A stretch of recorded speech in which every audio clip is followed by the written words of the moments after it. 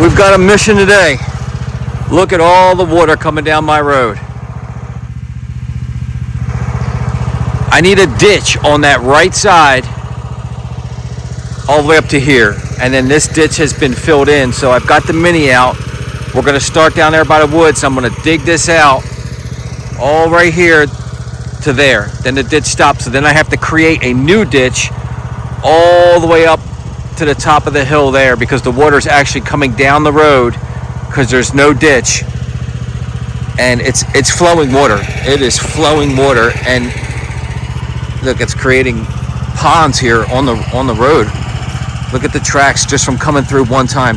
It's actually running water right here all through the grass and into the field. You can see the water in the field, standing water. I mean, it'd be nice if it could connect into that ditch, but it's not, because it's coming from the woods. So it would have to cross the road to make it to this ditch, which it's not going to do. It's going to take the easiest way, which is right down here. So we've got this little Mini. Look, it's water puddles. There's like a swamp right here. I got the Mini, but I got the big bucket, the big flat bucket. I don't know if that's going to work here, digging a new ditch. It's good for scraping and all, but I don't know if it's good for digging. I've tried it before, and the problem with the big flat bucket underneath there, this is my digging bucket on top, is when you get a good scoop with that big bucket, a big scoop of dirt, you lift it up, and once you turn to the side, the whole excavator wants to fall over because it's so much weight off to the side. In the front of you, it's fine. If you could just lift it and throw it out. But if you turn with it, it wants to flip the Mini over on its side. So I think I might switch the bucket. Maybe I'll try it here where it's real loose muck. But once I get up there, I'm going to have to probably get the digging bucket on. But let's give it a try.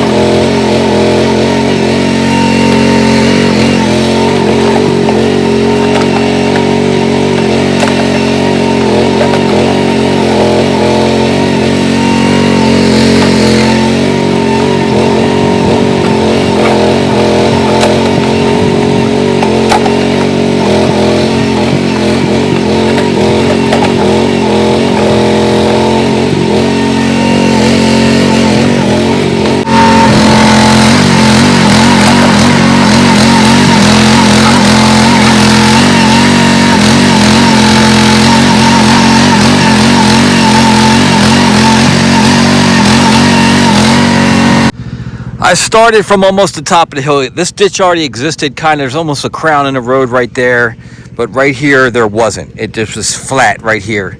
So I started way up here, just, I don't know, maybe a foot deep right there. And then once it starts to kind of like level out up here, man, I really started digging. But it is so wet. Every time I turn that excavator or do something, I'm creating ditches in the road. It really needs to dry out. You can see all the standing water, but look at the water pouring out of the side of the hill. All that was on the road. Stupid old oil pipes coming across the road. It's buried. I couldn't dig under here. I almost need to come here with like a shovel to get the rest of this out. But it's clay and rock, which is making it really sticky here. And it'll all flow better once it's here longer.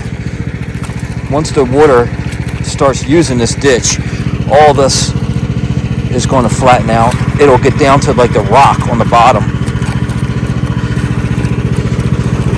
It'd have been nice to have a shovel with me to scoop all this down.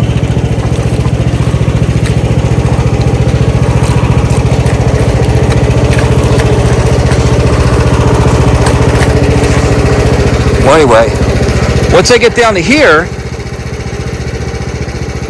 the road was kind of going down to the left, so I made this berm here because this was really low right here.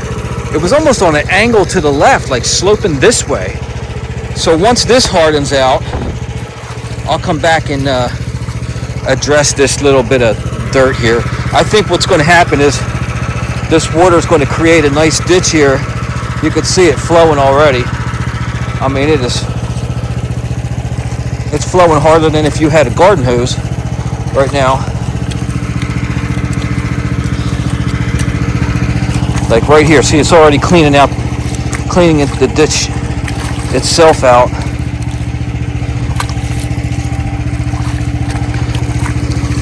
And then once it gets down to here, it's game over. It's below the hill here, below the field. Oh, man, look at all that water coming through here. And I couldn't get any further into the woods because the excavator was spinning. It was getting stuck. But right there's a ditch right there. It's just kind of filled in right here. It's kind of holding up here, but it is spilling over. But it's not going to make it out of here.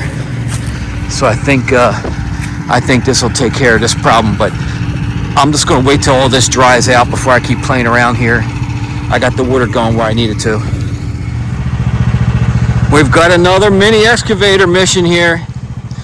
For about 100 yards that way, the ditch on the right flows down to here. And for about 200 yards that way, it comes down to here. And it's pooling up right here because when we built the road, they just pushed everything to the side. And what it did is it blocked off the actual ditch. There's a real ditch down there. It's probably 12 feet deep. But all this water wants to go out right here.